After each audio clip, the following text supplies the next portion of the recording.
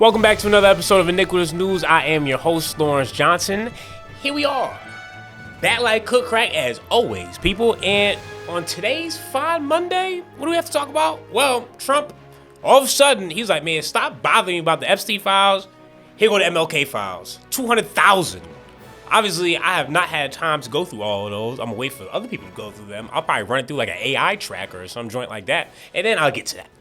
But at the same time, it is very interesting that all of a sudden he was able to push these files out like that. But the Epstein files just hoax. Don't ask me about that shit no more. Ask about something else. And this is after the fact that, you know, the surviving members of MLK's family came out and said they're like, we don't know if we want to put all this. We need to read into the whole entire historical context. So for them to say that, there must be a little bit of bad light on MLK himself. But we already know what happened. I mean, from what we've heard, the worst of the worst, MLK used to be cheating, be giving speeches at the same time, going out in the cut like peroxide, hit shit on the side. But you know what I'm saying? I'm not here to judge. What I have a problem with is the fact that the FBI started tracking him, even though this is a guy that was for peace. He wasn't even doing what Malcolm X was doing, and Malcolm X got taken out by them too. But the fact that Martin Luther King was just, trying to, end segregation, doing it in peaceful protest, leading by example, giving speeches, going the peaceful route, turn the other cheek, beat me up, do this, that, and third, silent sit-ins, and you still took him the fuck out because they were that scared of him?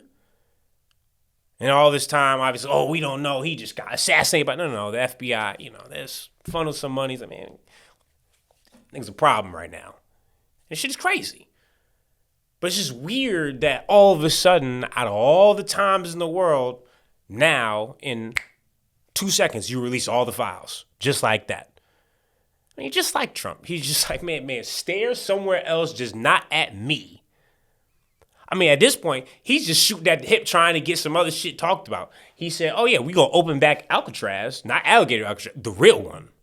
$2 billion it may cost. They sent Pam Bondi and them there to check the shit out. This all stems from him watching the movie Escape from Alcatraz months ago. And all of a sudden, he was just like, matter of fact, man, we should do that, build that shit. Even though shit's called Escape from Alcatraz, but it's like, this is a museum now. You have to restore, you have to install shit. There's a whole bunch of shit you got to do. And they ain't stopped there. He was like, you know what, actually, the Washington football team, change it back to the Washington Redskins. I know Native Americans that are upset about the name change, which is true. There was a lot of Native Americans just like, what the fuck? Like, hold on. That was kind of like our heritage. Like, that was our stamp right there. Like, we was fucking with that. Yes, it used to be a derogatory name, but like I said, sometimes if you double down, you can make a name cool. See what we did with the N-word? Black people took that shit right from white people. And now niggas the coolest word in the world. Everybody want to say that shit. All races. Because we made it that fucking cool. But all signs just need to point back to the Epstein files. Nobody give a fuck about none of that. Especially after we saw how much money had been wired to this man. 4,200 plus transfers. Come on, son. Like, I wasn't born yesterday. I knew he was trying just about anything when he posted Obama getting fake arrested in the AI clip. Like, it's so crazy that we all be saying the same clips, like on Twitter or that makes his rounds on TikTok. And so does the president. He chooses to repost that. Because now the big thing is we need to arrest Barack Obama because supposedly he was in there with Russia and he ran a coup against Trump and they started spying on him. And, I mean, supposedly they need to arrest him for that. Now, I don't know all the exact details, but the things that I do know is that this has already been talked about. Nothing else new has been confirmed. It is a little bit fishy that they would be like, we need to kind of like try to get at him, especially knowing Trump and Putin is down like stocking caps and waves. But I mean, he wants all attention directed anywhere else. And now he's telling people, go watch Mark Levine or whatever the fuck his name is. And what did Mark Levine say? We have a lot to run on and you have a lot to run against, given the other party. But I will tell you this, we better be united, we better be strong, we better be focused, we better be articulate. We can't waste our time on Epstein and other stuff that are going on here that some people want us to focus on. I've about had it with all that stuff. We better focus on who we are, what we're doing, where we want to take the country, and what they want to do to the country. We don't need to worry about Epstein. Yes, we do. This is the biggest child trafficker known to man in America ever. What are you talking about? We don't need to know. Yes, the fuck we do need to know about that. And you have the right-wing puppets already coming out the cut like peroxide talking, does Pam Bondi have the guts to arrest Barack Obama? Where the fuck is the files at? That's what we want to know. That's what you said was coming out on day one. Now all of a sudden you released the MLK files, which nobody asked for. I mean, yes, we wanted to know. Yes, we want to see, but it's not like that was at the top of people's priority list. You guys just did it to sway away from the Epstein list. That shit's not going anywhere. I knew he was down bad too. He started posting highlight tapes. He's like, yeah, this is 6 months in. And then I was like, oh, fuck. We're only 6 months into this shit? Got 3.5 years to go? Goodness gracious. My boy has done a speed run and fucking shit up. It's almost impressive. But then you take a look. I mean, just watch the highlight tape. 20,000 people cheering for every executive order signed. President Trump comes in and immediately begins taking action to fix each and every one of these fires that the Democrats started. It's 6 months delivering on the agenda. This ultimately is promises made, promises kept by the president. Just pure propaganda. Just Dick Eaton himself. Honestly, like I said, as usually, I'm kind of like, as a hater, I'm impressed. Where I'm just like, you know what? I feel you, son. He's like, you know what? Watch this. I'm about to flex on these niggas. Shitting me? Look what I've been doing. And it's just like, bro, if you really want to break down your first 6 months, 0 trade deals done. Mad people lost Medicaid. We bombed Iran, then also had our military base get bombed. We continue to fund a genocide 24/7. We just showed that our entire country is occupied with an insane vote of like 226-6. For $500 more million to Israel. And then all of a sudden, you said the Epstein files are now a hoax and that they don't exist before saying that we should out everybody that was on there. And now we find out that you have a birthday letter that you sent to him that you also call a hoax. So everything is fake other than the shit that you like. And you're now calling personally Fox News to tell them what shit they should run and what shit they shouldn't run. And they can't talk about the Epstein files anymore. If anything, it sounds like we're in a fascist state right now, living through a dictatorship. And if this doesn't show you that we are, you should watch this Jubilee clip because they did one of those 20 verse ones. And basically, they found 20 absolute right-wing lunatics where I was almost surprised. I wouldn't even say watch the whole thing because you're just going to, like, your IQ will lower. But at the same time, you should watch it because it's like, wow. Like, these people actually exist, and they're proud of it. Like, my boy, he said he was a fascist out loud, and then a round of applause in the room came around. Listen to this shit. My family lineage is settlers from the 1500s. So you don't look very Native American to me. I am Native American. Whites are Native Americans. What are you talking about? You're not. What are you talking about? You're a little bit more than a far-right Republican. Hey, what can I say? I think you could say I'm a fascist. Yeah, I am. Listen to me. I am an immigrant. I'm speaking from personal experience. Get the hell out. I don't even like... I should get the hell out. Yes. Why? I don't want you here. These people live among us and are very proud. And it's kind of crazy because at first it was right-wing, but now it's just like, oh, they're openly racist. Where it's like, oh, he mentioned he was an immigrant at one point in time. He's like, yeah, go back. I don't want you here. And it's just like, you guys are immigrants too. Technically, everybody's immigrants. We came here. The Native Americans, as you can see in their name, native is only one. And there's some random dumbass dweeb that tried to argue against that. Well, I'm Native American. And she said, well, I'm naturalized. My parents were immigrants, but, you know, they're citizens now. Yeah, that's the point. But if you're not white, you ain't right in your guys' eyes. You just don't want to say that part exactly out loud, but you figure out your own way of saying it. And I can't believe these people go out there proudly knowing millions of people are going to watch this shit. But that's the state of society that we're living in right now. But no worries. There are some goats left out there because we know there's people that are not going to let the Epstein files die. And I could tell this whole entire Epstein thing, this shit was recorded after that because that shit would have been a very big topic on there, 1,000%. But the fact that somebody showed up at one of his rallies and brought up the picture of him and Jeffrey, that's a goat right there. Look at this shit. Then there's people like women number 27. More people are coming out and just saying like, oh yeah, I may have had a little hush money, but hey, think about 27. I was number 27. That's insane. That's how many people that he has assaulted. And she's like low on the list from what I've heard. I mean, listen to her herself. I'm considered number 27. I'm Donald Trump's 27th sexual assault victim. When I was doing Sports Illustrated, that's when he assaulted me. Jeffrey Epstein walked me into his office to be sexually assaulted by him. She said Epstein brought her into his office and that shit went down.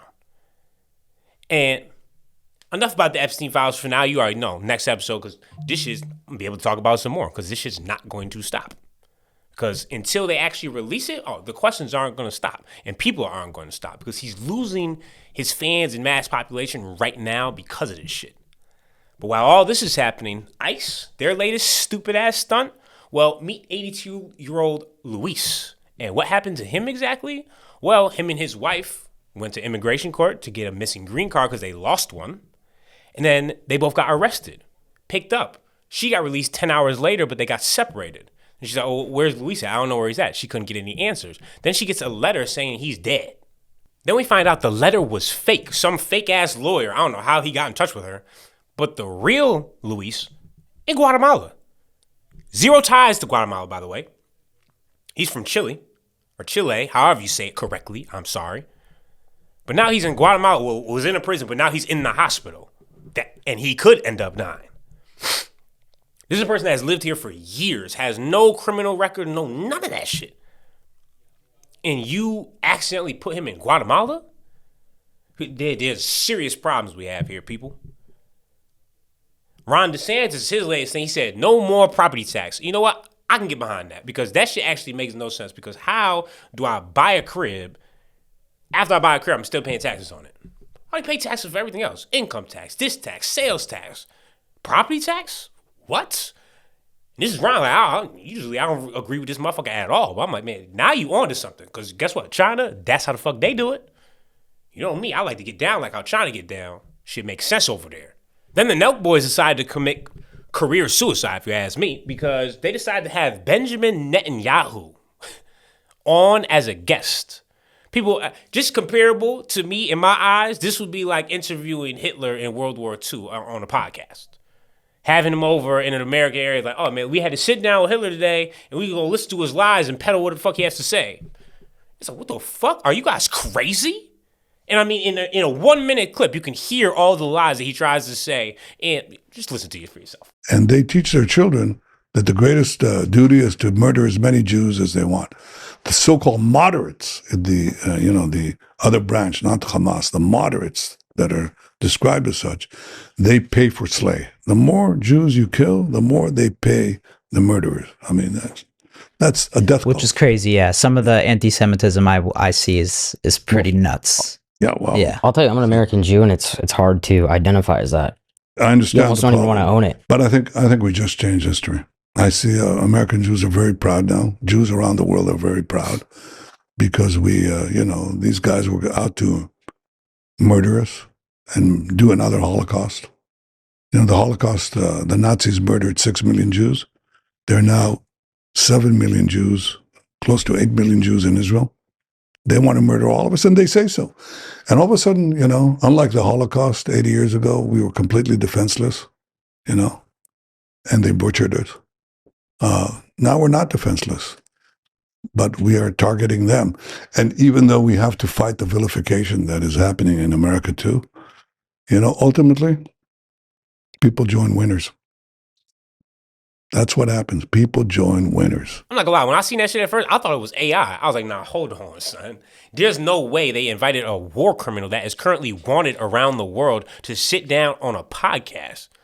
But they did. I have no idea how much Israel paid you, but you guys are fucking insane for doing this shit. And the comments, obviously, and subscriptions are going to be the tale of itself. But it's just like, you really have to sometimes think like, okay, if I'm going to have someone like this on, you better grill that motherfucker. Oh, the hardest question he asked was, well, why are people saying they're starving the children over there? And then BB the Bomber has this insane answer of, well, we give the food to the people, but then Hamas steals it from the food trucks and then they hike up the price and people can't buy it.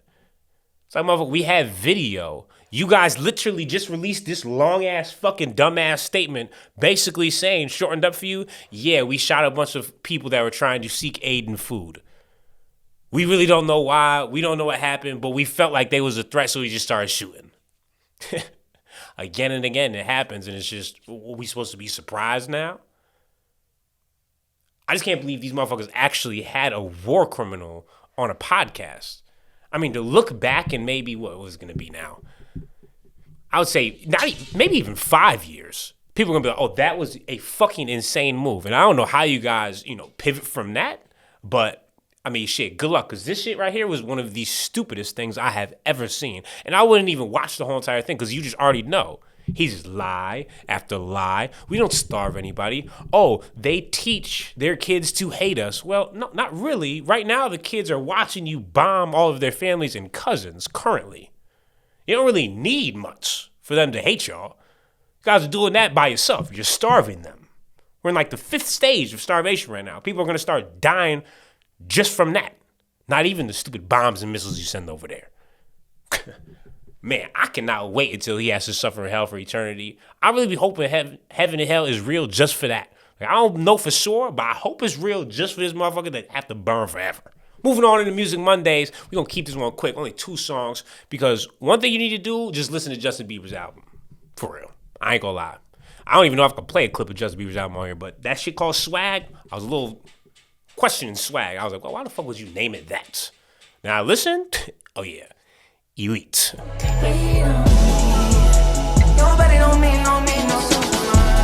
Then we have Sixbill, Bonjour, and I don't know how I found this on. I'm pretty sure it was TikTok, but I'll tell you one thing.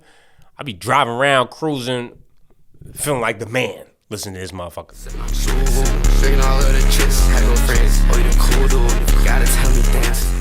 Thank you for tuning in to another episode of Iniquitous News. I am your host, Lawrence Johnson. I will see y'all on Wednesday. I am out. You've just tuned in to another edition of Iniquitous News Network with Lawrence Johnson. Don't forget to hate and subscribe.